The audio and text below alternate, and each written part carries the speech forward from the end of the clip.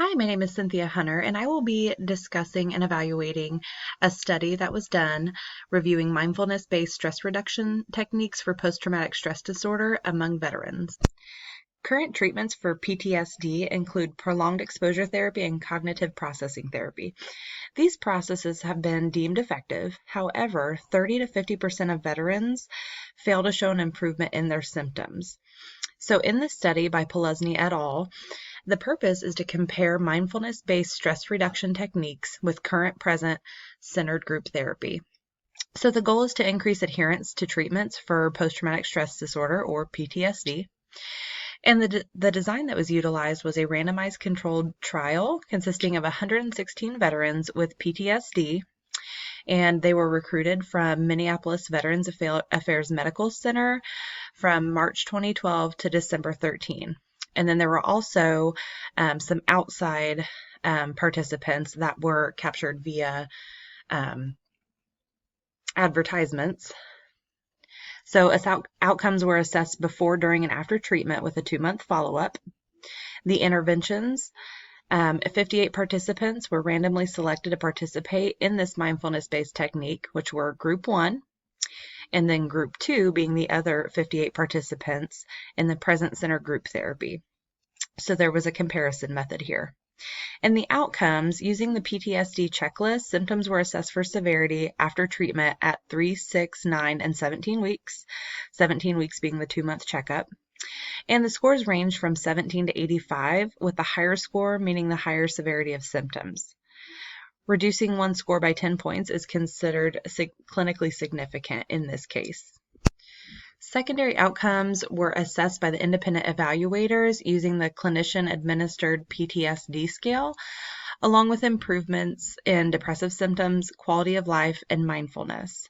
So the results in this treatment were all self-reported, and they were addressed in improvement of PTSD symptom severity. So the mean score did decrease in this pre and post test from 63.6 to 55.7. So this showed a greater success than the present center group therapy, whereas the mean score went from 58.8 to 55.8. So it was overall successful. The 2-month follow-up continued to show improvement for the participants in the mindfulness-based treatment versus the person-centered group. However, Group 1 was no more likely to drop the diagnosis of PTSD than Group 2. So part of the evaluation techniques were to see at the 2-month checkup if patients were able to have symptom management, and then also could the provider say they no longer have PTSD. And this was no more seen in Group 1 than it was in Group 2. So based on this, among veterans with PTSD, the mindfulness-based treatment showed a greater decrease in overall PTSD symptoms, but the overall effect remains comparative to present-center group therapy. So let's talk about the evaluation methodology. So participants were recruited via advertisements and then one VA medical center. They completed a 5-hour eligibility assessment, which included self-reported symptoms, and then it collected data also as age, sex, race, life experiences, and trauma. Independent evaluators with a master's level education blindly evaluated the participants. So they were asking this question. They were looking at the results of the people who asked the questions. PTSD and psychiatric disorders on Axis 1 were assessed. So the DSM-5 does recognize multiple psychiatric disorders, and Axis 1 is strictly the mental health disorders and the substance abuse disorders. And the outcomes, which were considered primary and secondary, were assessed at 3-week intervals during treatment, including an additional follow-up assessment at week 17, which would be the 2-month follow-up. So when we talk about internal validity, this refers to the accuracy of the data and reflecting the reality of the program. So the objectivity refers to bias. Sources of bias are related to the study design: interviewer bias, recall and transfer bias, misclassification of outcomes, performance bias, and confounding. In this study, participants were selected from 2 populations. To avoid bias, using only the VA Medical Center would be a considerable population. However, these participants were selected blindly, which can limit bias. Subjective data collection was utilized as well, which can also increase the bias. The validity and reliability in the study was consistent for a 2-month period. However, the data was collected for up to 2 years on different participants, so it was not all collected at the same time, maybe over 2 years, how other researchers would do it. And the sample size is also very small. It only consisted of 116 people. So this may not accurately represent the entire population of veterans. The primary outcomes, which is the change in the PTSD symptom severity, was assessed using the PTSD checklist, and secondary outcomes, which were the change in diagnosis or symptom severity of PTSD, were assessed using the clinician-administered PTSD scale or the CAP scale before and after treatment.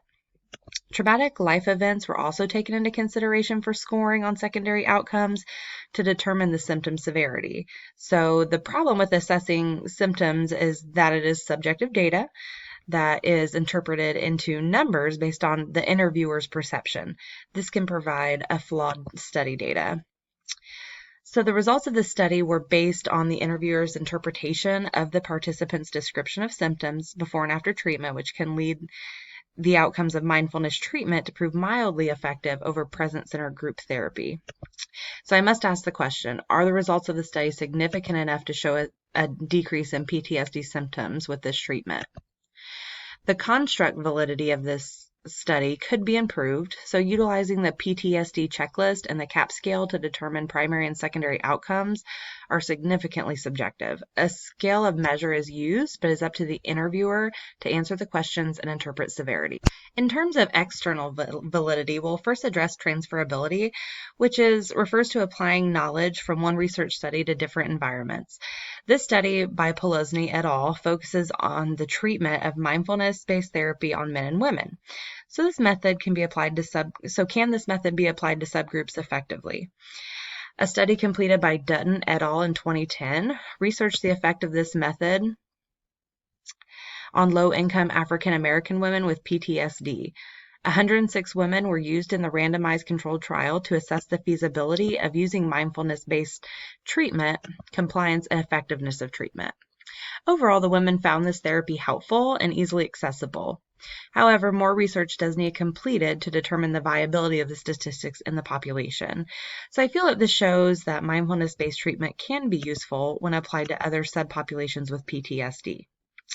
Polozny et al. Also used the CAP scale to assess severity of PTSD, and this technique is an effective utilization tool to assess the need of treatment for a participant. The PHQ-9 scale was also used to assess the severity of depression symptoms within the participants, and there was a pre- and post-assessment to evaluate symptoms. A multitude of questions were asked to assess the population being studied, such as severity of PTSD symptoms, Axis 1 disorders, the PHQ-9 scale, veteran status, sex, age, race, trauma exposure, med use, and pre and post scores. Operational implications. So obviously there are lots of areas for improvement for this study. So the operational implications of this study have the potential to skew the results. Mindfulness-based treatment studies do have mild success, but current studies such as this one by Polozny lack data promoting a significant impact. The study sample is relatively small for this type of study, and according to Retreat Behavioral Health 2020, an estimated 11 to 20 veterans out of 100 suffer from PTSD, and there are thousands of veterans nationwide. So this sample study may not represent the actual population of veterans or their subpopulations. The study also only occurred over a 2-month period for each participant, even though the data was collected over a 2-year period. They just used multiple people started at different times. And this hinders the long-term effectiveness statistics on this type of treatment. So we know what it does up to a 2-month period, but nothing after. And this study also lacks sufficient expertise review. Also, the evaluators were unaware of the participants' age, sex, race, so there was not sufficient oversight included, such as could occur with a physician. So we had people with a master's level education independently reviewing the results, but what was done during, who evaluated during. The study is also completely subjective. So unfortunately, since there is not a medical test, for instance, like a blood test to check for PTSD and the symptoms, the evaluation of adequate treatment is purely based on how the participants interpret their symptoms and how the evaluator scores them on the CAP screen, which can also hinder results. And this can also hinder results since this lacks blinding of outcome assessments. The study did have sufficient areas to begin the study, such as choosing the appropriate population, being veterans, utilizing a randomized controlled trial. They had adequate assessment questionnaires, and the independent evaluators were not privy to the participants' treatment condition. The study has the right structure, but to determine effectiveness, further studies need completed with the improvement in the noted areas. So let's think about it. Let's really dive into this study and see what could be improved. So I would like your opinion. So after evaluating the study design and weighing the pros and cons of the study, what would you as an evaluator have done differently to critically assess the evaluation design to increase the desired outcome results? How does this study on mindfulness-based treatment promote an argument for more effective treatment than present-centered group therapy? And while attempting to understand subpopulations of veterans and the scope of this practice for treatment, should any additional personal information be included in the intake questionnaire? If so, explain and state why it would improve the study. So I look forward to hearing all of your feedback. So I just want to thank you all for watching this presentation, and I look forward to hearing from you. Thank you.